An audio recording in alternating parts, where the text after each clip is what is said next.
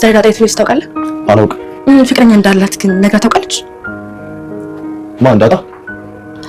ለነገሩ እንዴት ትነግራለች? ሁለተኛ ባላ እንድትሆን ነው የምትፈልገው።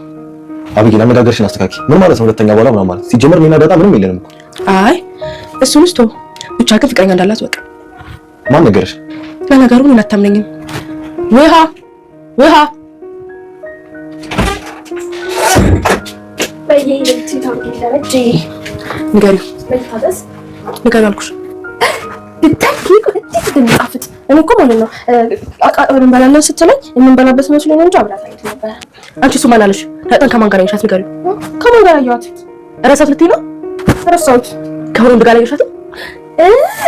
የሆነ ሰውዬ መጥቶ ወሰደ እና ከሆነ ሰው ጋር ሄደሽ ማለት ያ ሰው ፍቅረኛ ነው ማለት ነው? ውሃ ፍቅረኛ አይደለ? አልነገረችኝ። ውሃ አጥቶሽ ግን አባቷ ባሏ የእናቷ አባቷም ሊሆን ይችላል። ጎበዝ ናት። ሲጀመር አንተ ወረቀት ነጭ ነው ብለህ ጥቁር ነው ብለህ ትከራከረኛለህ። ስለማትወደኝ ነው አይደል? እኔ የምልህ ደሬ። አቤት ማርቲ። ይሄ ምርመራ የት ነበር የሚሰጠው? ምን ማለት ነው? ማለት ለምን ፈለግሽው? ምን ተነከትክ? አልደነገጥኩም። ማለቴ ለምን ጠይቅሽ ብዬ ነው። መቼስ የልጆችን መልክ ላረጋግጥበት ነው አይደል? ራስን አስመስዬ ነው የቆጨው። አይ አልደነገጥኩም። ማለቴ ለምን ጠይቅሽ ብዬ ነው። የሆነ ነገር ፈልጌው ነበር። በቃ ተው፣ ነገር ነው አወራለን። እንደናለ እንዴ ሰውን ሳለቀ ነው እንደናለ ማለት ነው እንዴ? ለምን ሰዓት ላይ መጣድ ነው?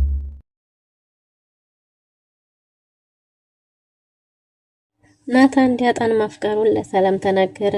አብጌል የዳጣን ፀጉር ቆርጣ ዲኤንኤ ልታስመረምር ብትልም መቀስ ይዛ ሰላም ድንገት ስለደረሰች እንዴ ምን ታረጊያለሽ እዚህ? መቀስ ይዘሽ ሳይሽ አስደነገሽኝ፣ ልጅቷ እኮ ተኝታለች ብላ አብጌልን አባራታለች። አብጌልም ሰላም ስለደረሰችባት እጅግ በጣም ተናዳለች። አባቷንም እኔን አትወደኝም፣ እኔን ከማንኛቸው በላይ ነው የምትወደኝ ብላ ንጽጽር አቅርባ ነበር። አቶ ደረጀም ሁላቸውም በአንድ ሚዛን እንደሚወዳቸው ተናገረ። ዳጣ እኮ ያንተ ልጅ አይደለችም፣ ልጅ ናት እንዴ? እሷን ከኛ ጋር እኩል እንዴት ትወዳታለህ? የሚል ጥያቄ አንስታለች። የአቶ ደረጀ ሚስትም ማርታም እንግዲህ ዲኤንኤ የሚል ጥያቄ አንስታለች። ዲኤንኤ በተባለ ጊዜ አቶ ደረጀም ድንብርብሩ ወጥቷል። ሰላም ውድና የተወደዳችሁ ውድ ቤተሰቦች እንደምን አላችሁ? በያላችሁበት የዓለም ዳርቻ ሰላማችሁ በዘት ተረፍ ይበል እያልን ዛሬም በአዲስና በትኩስ መጥተናል። እናንተም በቅንነት ላይክ፣ ሼር፣ ሰብስክራይብ እያደረጋችሁ ቤተሰብ ታረጉን ዘንድ በትህትና እንጠይቃለን። ቤተሰብ ላደረጋችሁን ሁሉ ከልብ እናመሰግናለን። በባለፈው ክፍል እንዴት ተመለከትነው ዳጣ ተከታታይ ድራማ እንግዲህ ዳጣ አገር ሰላም ብላ እንቅልፏለሽ ባለችበት አብጌል ዳጣ ተፎካካሪዋ ስለሆነችባት ለቤቱ ዳጣ ድምቀት ስለሆነች ሁሉም ሰው ትኩረቱ ዳጣ ላይ ስለሆነ እኔን አስረሳችኝ በሚል ስበብ እንግዲህ በቅናት ተነሳስታ ፀጉሯን ቆርጣ ይሄ ነገር እሷና አባዬ ይመሳሰላሉ እንዲሁም ከውሃ ጋር ይመሳሰላሉና ዲኤንኤ ማስመርመር አለብን ብላ ለእናቷም ጥያቄ ብታነሳም እናቷም ተቆጥታት ሁለተኛ እንደዚህ አይነት ሐሳብ እንኳን ለኔ ለራስሽ መልሰሽ እንዳትነግሪው ብላ አስጠንቅቃት ስለነበረ እሷ ራሷ በፍቃዷ ፀጉሯን ቆርጣ ለማስመርመር ወደ ክፍሏ በተኛችበት ሄዳ ነበር እና ዳጣም እየተፈራገጠች አይነት ነገር ስለነበረ ለመቁረጥ አልመች ብሏት ካሁን እያለች ባለ ጊዜ ነበር እንግዲህ ሰላም ድንገት ያየቻት። ሰላም ድንገት ስትደርስም እንዴ ልጅቱ ምን እያረገቻት ነው በተኛችበት ብላ ተደናግጣ ወደ ክፍሏ አምርታ ነበር። በዛን ሰዓት እንግዲህ አብጌልም እንዴ ደግሞ አንቺ እዚህ ምን ታረጊያለሽ ብትላትም አይ ብላ የሆነ ሁኔታዋ የሆነ ተንኮል እንዳሰበች ያስታውቅ ነበር። ተደነባብራና ተናዳ ክፍሉን ለቃ ወጣለች። ከዛ ዳጣም እንዴ ነቀስ ይዛ ሳያት እኮ ግራ ገብቶኝ ነው ምንድነው ነገሩ ብላት ዳጣን እንደምትቀናባት ምናልባት ስለቀናችብሽ ምናምን ፀጉርሽ ስለሚያምር ፀጉርሽን ቆርጥ ፈልጋ ይሆናል ምናምን ብለው ፀጉር ነገሩን ቀለል አድርገውት በይስተኝ በርሽን ቆልፈሽ ተኝ ብላት ሰላም ልትወጣ ስትል በዚሁ አብረን እንተኛ ብላት ነበር። ሰላምን በሐሳቧ ተስማምታ እቅፍ አድርጋት ተኝታ አድራ ነበር። ከእንቅልፏ እስከምትነቃ ጠብቃ ከእንቅልፏ ስትነቃ በያንቺ እንደሆንሽ ዛሬ አትነቂም ልሂድና እኔ ስራ ልስራ ብላ ስትነሳ በቃ ላግዝሽ ብላ አንድ ላይ ተያይዘው ተነስተው ቁርስ ሰርተዋል። በሌላ በኩል ናታን ዳጣን እንዳፈቀራት ግልጽ ነው። ሁኔታዋ ሁሉ ተመችቶታል። በተለይ ደግሞ ቀሚስ ስትለብስ እንዴት ታምራለች፣ ነገሮችን ቀለል አርጋ ህይወትን ቀለል አርጋ በራሷ መንገድ መኖሯ ራሱ የሆነ በጣም ብቻ የሚወደድ ብዙ ነገር አላት እያለ እያሰበ ነው።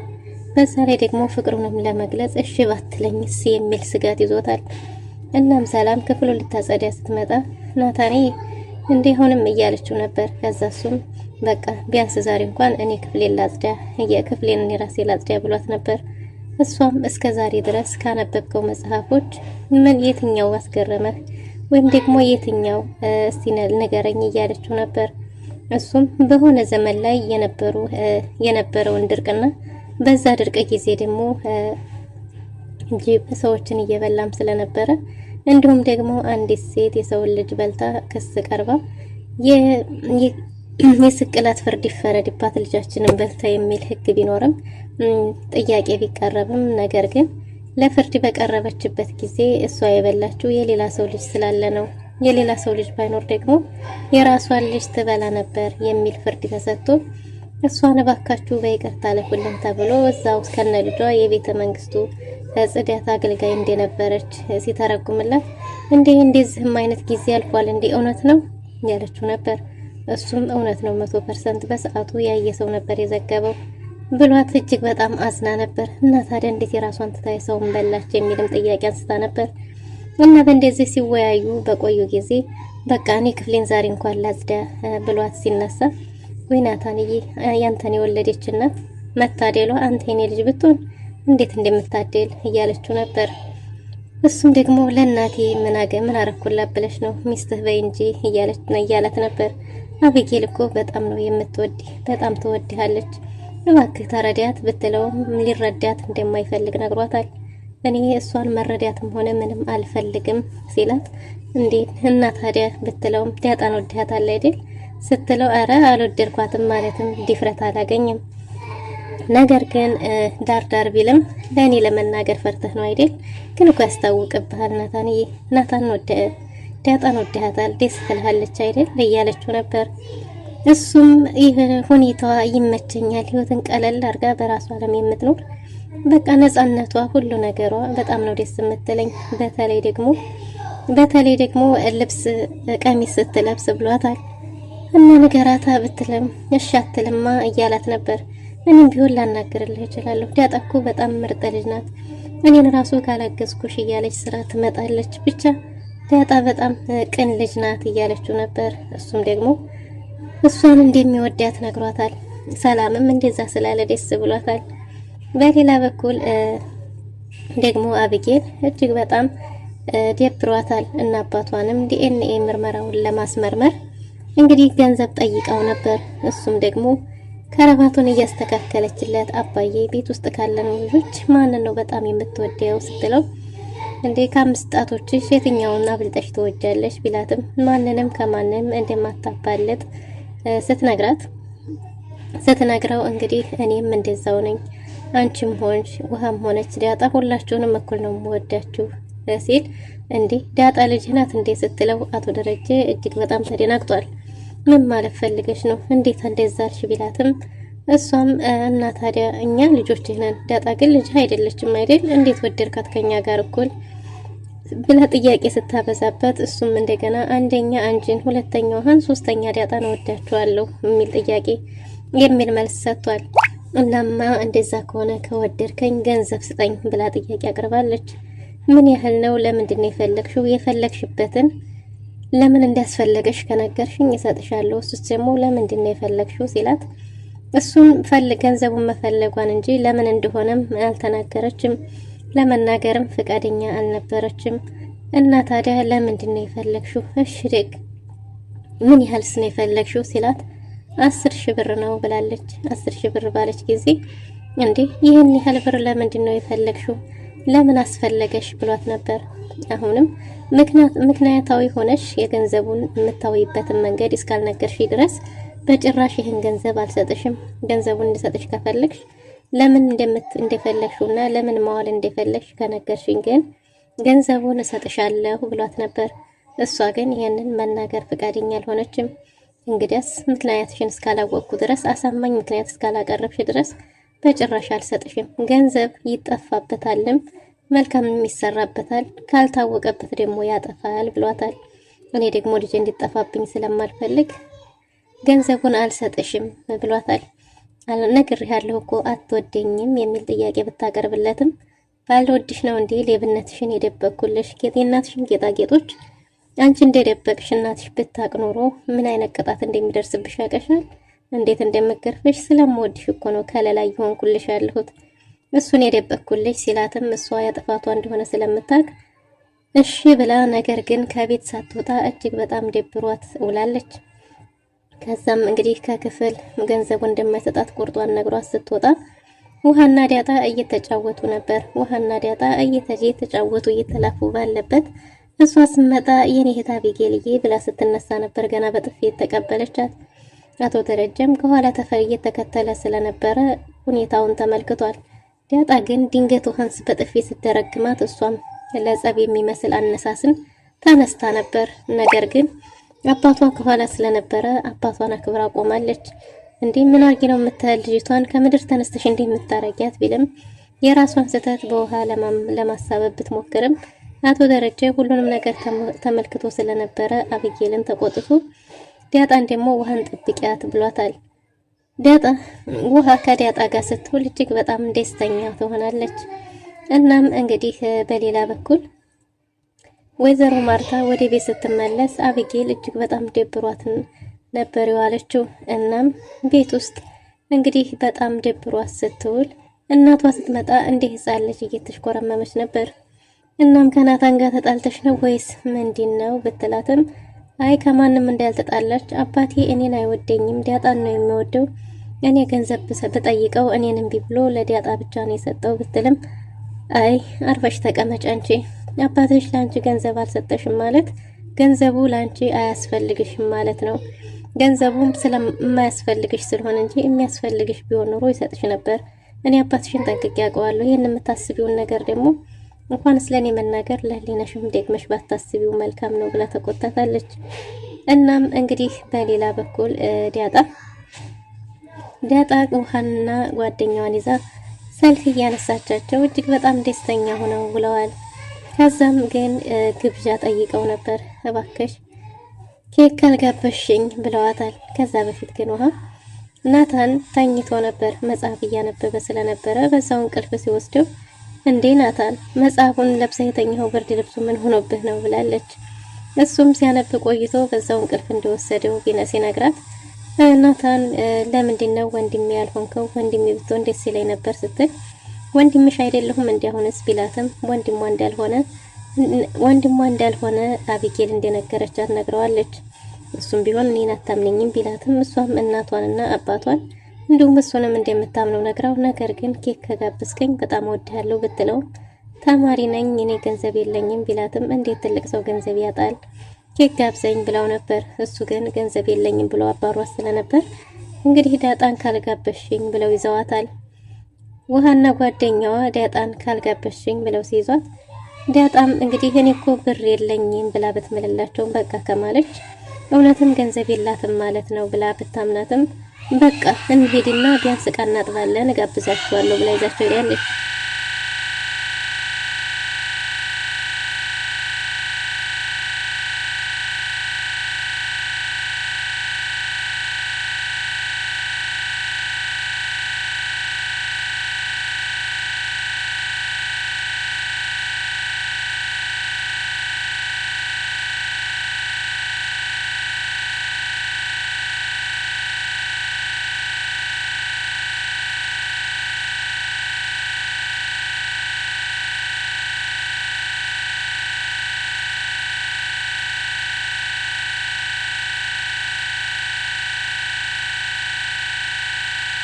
እናም ዳጣ ውሃንና እንዲሁም ጓደኛዋን ምጥንን ኬክና ጁስ እንደፈለጉ ተጋብዘው ሲያበቁ ሂሳብ ሲጠየቁ ወፍ ያልነበረም እኔ ብር የለኝም አትመልከቱኝ በቃ ቀናጥባለን ስትል ውሃ በጣም ተደናግጣለች።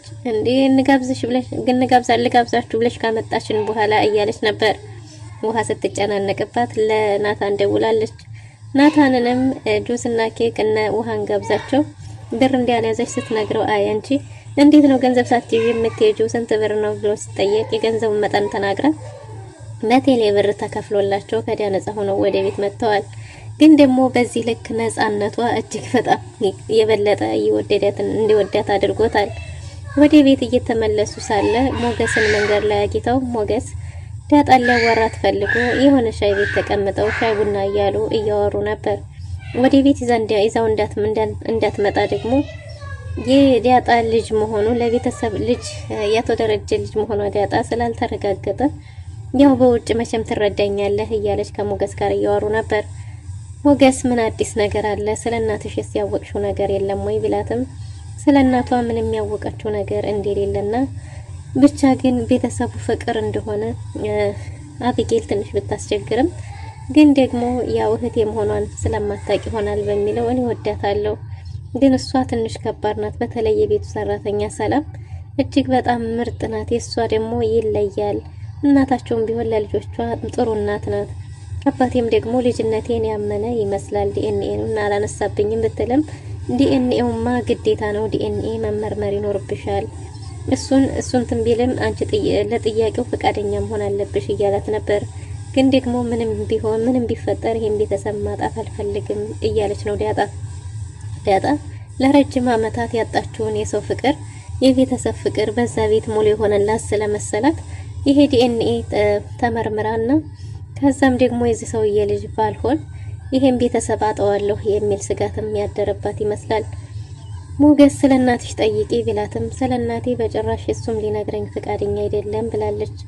ግን ደግሞ ምንም ቢሆን ስለ እናትሽ ደጋግመሽ መጠየቅ ይኖርብሻል ቢላትም ምናልባት ሙታ እንዳላለቃቀስ ፈልጎ ይሁን ምን ይሆን አላቅም፣ ብቻ ስለ እናቴ ስነግረው ስለ እናቴ ሲነሳ የሆነ ነብር ይሆናል፣ በጣም ነው የሚቀያየረው እያለች እያወራችሁ ነበር። ምንም ቢሆን ግን እስከ መጨረሻው ምናልባት በእናትሽ በኩል እህት ወንድም ሊኖርሽ ስለሚችል እስከ መጨረሻው መታገል አለብሽ እንጂ በጭራሽ ዝም ማለት የለብሽም ብሏት እሺ ብላለች። ውሃ ወደ ቤት ስትመጣ በር ስታንኳኳ አቢጌል ስትከፍትላት አቢጌልም ኬክ እንዴት ተጋበዘች ትነግራታለች። ማን እንደጋበዛት ስትጠይቃትም ናታን እንደሆነ ስታቅ ማን ስትል እሷንና ጓደኛዋን መጠን እንዲሁም ዳጣን እንደሆነ ስትነግራት የበለጠ ተቃይራለች። አይ እሱ እኮ እኛ ጋር የለም ታዲያ ሁን ዳጣና እሱ የታሉ ብትላትም ዳጣ ከሆነ ሰው ጋር እንዲሄደችና እሱ ግን አብሮ እንዳልመጣ ትነግራታለች።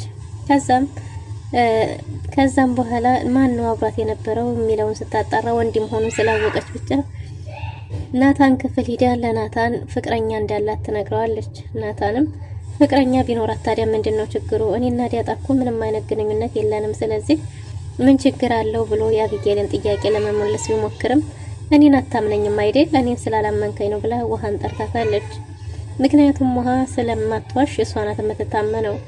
እሷን ተጠርታ በይ ንገሪዋ ብትላት ምኑን ነው የምነግረው ስትል ረሳው ልትይኝ ነው ስትላት እንዴ ምኑን ነው ብላ አጥብቃ ስትጠይቃት ዳጣን ከወንድ ጋር አይተሻታል አይደል ብትላትም አዎ ከወንድ ጋር ሄዳለች፣ ግን ደግሞ አባቷ ዘመዷ የእናቷ ባሏ እያለች መቀባጠር ጀምራለች።